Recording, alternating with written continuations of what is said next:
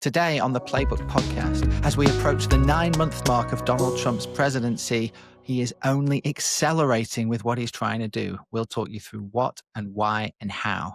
And it is day 16 of the government shutdown, and now the Democrats have a new demand. Hello, I'm Jack Blanchard. And I'm Dasha Burns. It is Thursday, October 16th. And this is the Playbook Podcast. Dasha, we've got you back. How are you doing? Welcome home. Back. I'm sorry. I've been kind of a little busy the last few nights. We all enjoyed watching your adventures on Air Force One over Sunday and Monday. Did you have a good time? You know, Did you I sleep had a great at any time. point? It was intense. It was historic. I laughed. I cried. It was every emotion, every experience in the book. But I got very intimately familiar with Air Force One. 24 hours on that airplane. You sure did, and you sure ask a lot of questions. I ask a lot of questions. I'm sorry, I'm a curious gal over here. That is our job. Let's talk about Donald Trump. On Monday, Dasha, it will be 9 months to the day since the inauguration day. And it feels like a good time just to take a little step back. Because I was thinking yesterday about those first few months, and you remember the absolute, sugar rush of the first few days and weeks and months of this presidency. You remember the way that they flooded the zone. Felt like a fire hose to me more than a sugar rush. But I remember Steve Bannon talking about it as days of thunder. Do you remember that? Mm-hmm. It told you actually, didn't he? Yeah, he told me that. I think like week 2 of my tenure at Politico. Right, exactly. If you'd have said to me then that we would get to the middle of October, 9 months later, and Donald Trump would only be accelerating what he's doing, I would not have believed you. But as I was thinking about this yesterday, and I've written about this in the top of the Playbook newsletter today, that is exactly what is happening. That was just the start. And if you go through some of the really big key policy areas, the ones that have been splashing headlines over the last few weeks and months, the really big controversial stuff, big important stuff that Donald Trump's doing, he's only going faster. He's only doing more. Mm-hmm. That was not just a little flash in the pan at the start. That was just laying the ground for something even bigger. Is that how they see it in the White House, do you think? It is. And, I actually am not surprised that this is happening. I mean, I saw the way that he and his whole team that was going to be coming to the White House with him was revving up. I mean, they like the metaphor of like the race horse in the pen before the start of the race, just getting amped up. And if you know how racehorses were, they really, I mean, the end is when they are sprinting the hardest. I mean, he had been raring to go for a really long time, and the ability to be as unleashed as he is now, I'm not surprised that we're seeing this, but I'm surprised kind of how some of this stuff has been playing out, and I think the president himself is as well from what we're seeing in the Middle East. I mean, he said on this trip that he thought this was going to be the hardest peace deal to negotiate. He thought Ukraine-Russia was going to be the easiest. The roadblocks he's facing in the places where he is succeeding might not be what he or what the people watching have expected, but it is very much in the White House's plans to be going at this speed. I talked to one White House official who said, he's been keeping up this 24/7 pace, and the president shows no signs of slowing down. No, it doesn't look like it. Let's talk through some of the really big controversial policy areas where he is only amping up the pace with what they're trying to do. One of the big ones is what I'm going to call the weaponization of justice. This was something that some people expected would be a very big story early on in the presidency. Not very much happened in the first few weeks and months on this. Of course, it has started to happen over the last couple of weeks, and that is somewhere where the White House is only going faster and harder. And we heard Trump yesterday listing yet more political enemies who he was, essentially saying, I really hope the DOJ looks into these people, while the Attorney General is standing right next to him and the head of the FBI is standing right next to him, and obviously listening very carefully to what Donald Trump hopes will happen. He named several more people, Adam Schiff, Lisa Monaco, Andrew Weissman, and others, saying, I hope they will look into all these people. He announced that he's in theory the chief law enforcement officer. And he says what we're doing at the moment is nothing, putting yet more pressure on his own team to go after more of his enemies. And we're expecting John Bolton, still his former NSA, to be charged this week. There's no sign of this agenda slowing down. This we've really just seen the very start of it, I think, Dasha. Yeah, I mean, the list of people is quite long that he wants to see targeted by the DOJ, and he's not shy about it. I did ask a White House official about this last night. If they're concerned on the legal front that him calling these people out to the DOJ might get in the way of their own legal case. The White House official said that's a question for DOJ. But in terms of why he's doing this and why he's putting it out there so publicly, they said it's because he himself was indicted 4 times and threatened with jail, and he had his house raided, so he feels really strongly about this stuff. They said he has a right to talk about it, and there's no law that restricts the president from talking about it. I think anyone who was following the campaign remembers very well that he did campaign on this. Like, these are promises that he made to his base. This is part and parcel of what he has said loudly and proudly that he wants to do. Added into that mix, there was a big Wall Street Journal story broke last night reporting that the Trump administration is planning big changes at the IRS to allow the agency to pursue criminal inquiries of left-leaning groups more easily. So to use the IRS and target that at political groups with which Donald Trump disagrees. And we've heard him already talk about some George Soros' foundation being one in the aftermath of the killing of Charlie Kirk. Not that there's been any suggested link between that organization, of course, and that, but Trump and his team started talking about it after that, and now we're starting to see what that might actually look like. Essentially, the weaponization of the IRS, which would be a massive thing, is really. There have been accusations that this has happened before. There was, but nothing on the scale of what the Wall Street Journal is reporting is being planned. And there's been a lot of talk in the conservative policy world of targeting various organizations' tax status as a tool for any number of changes to NGOs, to some of these foundations, and that's got a lot of the civil society folks pretty concerned right now. Militarization, by which I mean sending the military onto the streets of American cities. Again, this is something we started to see in the summer. We saw it in LA. Of course, we saw it here in DC. The way Trump was talking about this yesterday in the Oval Office is really, you ain't seen nothing yet. He said he developed a passion for this and Yes. started talking about other cities where he'd like to do it. Named San Francisco for the first time. He was talking about punishing Boston in different ways. And really talking this up as like a policy he's very proud of and he's got really into and he wants more, more, more. So again, it doesn't feel like this is something that was a flash in the pan. This is somewhere where he wants to accelerate and see more military on the streets in the months ahead. Yeah, again, another area where he has a list of cities that keeps growing, and the way the White House is framing this is that there are two parallel tracks on which this National Guard thing is playing out. One of them is going into cities like Memphis and like DC, where the state and local leaders, either in the case of DC, like he has the ability to do this, or in the case of Memphis, where the governor there was welcoming the presence of National Guard to help fight crime and to help with public safety.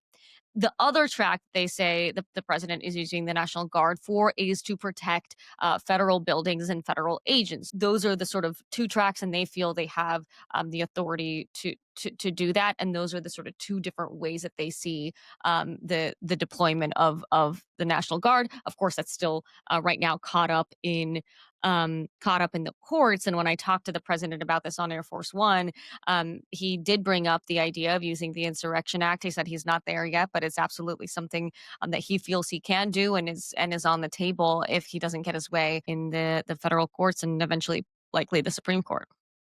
While we're talking about the military, somewhere else where we're seeing its use accelerating is, of course, abroad. In the first months of Trump administration, we didn't see a lot of overseas action. Over the summer, he's successfully bullied Israel and Hamas into at least a ceasefire and maybe a lasting peace, we hope. He's bombed Iran.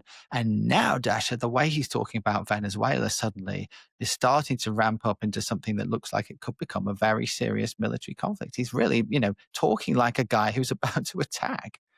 It's really interesting because I think before Trump took office, there was a big question about what his relationship was going to be like with any number of these leaders, including Maduro, because he has taken a liking, or at least has developed a good relationship, as he has called it, with some controversial leaders like Putin, like Xi Jinping, like leaders in North Korea and Turkey and Hungary. Maduro of Venezuela is one of those leaders that he has decided to actually go hard on. And I really see the influence of Secretary of State and National Security Advisor Marco Rubio there. Rubio is a serious hawk when it comes to Venezuela, and it does marry Trump's interest in going after cartels. But now we're seeing him take that drug fight, not just here in the United States, but potentially onto Venezuelan territory. Now, how that works with Congress and what his authority is to take some of the action that we saw the New York Times reporting about. I think that's still a big question, but it is a serious escalation. I find it hard to believe it's a big question. He doesn't take a blind bit of notice to what Congress says, does he? He'll just go and do whatever he wants. And Well, Congress will correct, but how meekly Congress bow reacts down. and Oh, what the oversight I there will is. not be I will not be holding my breath for this Congress to assert itself as a co-equal branch of government anytime soon. Fair I point. mean, he essentially he essentially confirmed the New York Times report yesterday that he's authorized CIA action in Venezuela. He said he's considering military action on land. We've seen him start taking out boats in the Mediterranean and killing people there already, and we're seeing a military buildup. So, watch this space. But for a guy who's accelerating in so many other areas, for a guy who we know pushes the boundaries of what is normal, legal, acceptable in so many other ways, it doesn't feel far-fetched at Well, and it's all that something that this I is think a going. lot of it'll be interesting to see. I'm curious to see how his base responds to this because, on the one hand, going after drug cartels is something that plays very well to a lot of Americans. On the other hand, America first, right? We're going to stay Totally. out of Mm. foreign conflicts and regime change in foreign countries. So we'll see where this lands.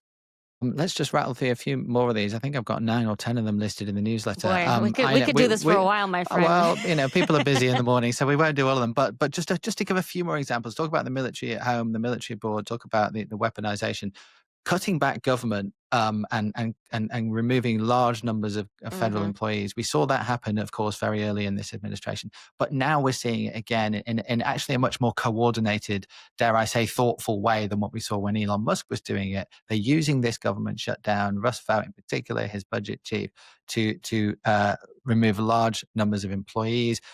Roosevelt yesterday was talking about doubling the number. Now a federal judge has stepped in for now to pause this, but how long that lasts for. I think you have to be skeptical about, given the way these court judgments have ended up going for Donald Trump, and they want to do more on this, Dasha. Yeah, and in a lot of ways, for plenty of folks in the White House, Trump included, and certainly for vote, this is a bit of a win-win because this is something he wanted to do anyway. Now he has an excuse to do it, and on top of that, it means they see this as turning up the heat and adding to the pain for Democrats, while also checking the boxes as something that they had planned all along. We must mention immigration. There's a sense of you ain't seen nothing yet. All the extra funding that they got for ICE in the big, beautiful bill now act is only just coming through. ICE is only just going on its big recruitment drive. It's only just starting to build up some of the big centers where it's going to process people. Hmm. Once all that funding is bedded in and is being spent and sort of systemized, the capability of that organization is going to be so much bigger than we've seen so far. And we're seeing so many of these videos right out of some of these cities where we're seeing the protests and the ICE raids on apartment buildings and stuff. But those are still individual incidents. This is still not being done at scale in the way that they are planning to do. So we ain't seen nothing yet is totally right. And just one more, a smaller scale, but relevant to you and me and people that live around here, is what he's doing to Washington, D.C. is accelerating as well. Like we obviously saw the military come in the summer Well, they're still here. You still see them going around. I mean, Yeah, it's been it was a months, right? 30-day sort of Right. takeover or surge or whatever, but That seems to yeah. be for keeps. He's planning to spend billions on what he calls beautification, and then he's doing all this work at the White House itself. Dasha, you saw him last night at this event talking about his ballroom and some of the other enormous works he's doing to change that building. He's got this arch he wants to build now, this enormous arch. Arc de Um, Trump. the Arc de Trump, which was the idea was it'd be there just for the anniversary celebrations next year, but it's going to be there Oh, yeah. to stay. So again, starts off as apparently a limited thing, turns into this massive and accelerating project. And even Dasha, even on his media appearances, the one thing I thought he couldn't possibly amp up. This week, I went back and counted. He has done 5.5 hours of public speaking this week, including. I think I was there for you like were there 3 for of like them. you totally were. You were in the front row. Like I was looking at, and including 7 different Q&As with Actually, more members than of the 3 of them. press. Oh my gosh, I should count up how many hours of like Have you- Trump speaking that I've been there for. I mean, Right. one of Isn't the that gaggles extraordinary? he And did. it's only Thursday morning. One of the gaggles he did on Air Force One literally happened. We were taxiing for takeoff, like where normally the bell go ding ding and you put your seatbelt on and you strap in. We get Caroline Leavitt coming in and saying, "Get up, he's coming." Airplanes Wow. literally moving. Camera guys are falling all over the place. But the president's ready to chat. Extraordinary. So absolutely no sign of him slowing down. We were talking about this beforehand, Dasha. The one thing that he's not doing is trying to end this government shutdown, where we're on day 16 now, and Trump still hasn't really inserted himself in that Yeah, it's story. so interesting because he's been so ever present and so involved and even like micromanaging in some of these issues that we talked about. The shutdown is when he's stuck to the line, right? He's calling it the Schumer shutdown. He's on message about why the Democrats are holding this up. But he has not really gotten involved. He's staying in touch with leadership, but he has not really taken the reins of this thing, and I'm curious to see if at any point he feels like he needs to. We will hear from the president again at 3:00 this afternoon to make an announcement in the Oval Office. We don't know what that is yet, but rest assured there'll be more Trump, there'll be more acceleration, and there'll be more questions for the press. Before we go, Dasha, let's talk about DC again, because this is fun. The Michelin Guide has just added 8 new restaurants in DC. Now, I know that this is something very close to your heart. We've talked about this on the podcast Yes. before. Tell us about 1 or 2 of them. Where are you excited to see? First of all, La Choukran, one of my favorites, is on the list. It's amazing. But I'm also excited to say that in my neighborhood of Bloomingdale, there is a pho spot called Pho Exotic that opened up just a couple of months ago. And I love pho. I love Vietnamese food. And I've just been dying for the weather to get a little bit colder so that I can comfortably eat a hot bowl of pho. But it's just around the corner from where I live. And I'm so excited to see it on the list. So go Team Bloomingdale. We've got a hot new spot here. All right, Dasha, thanks as always for joining us this morning. Thanks everyone for listening. That's all we got time for on today's show. We have more news and analysis, as we always do, in today's Playbook newsletter, which you can find at politico.com/playbook. And we will be back tomorrow. Thanks for listening.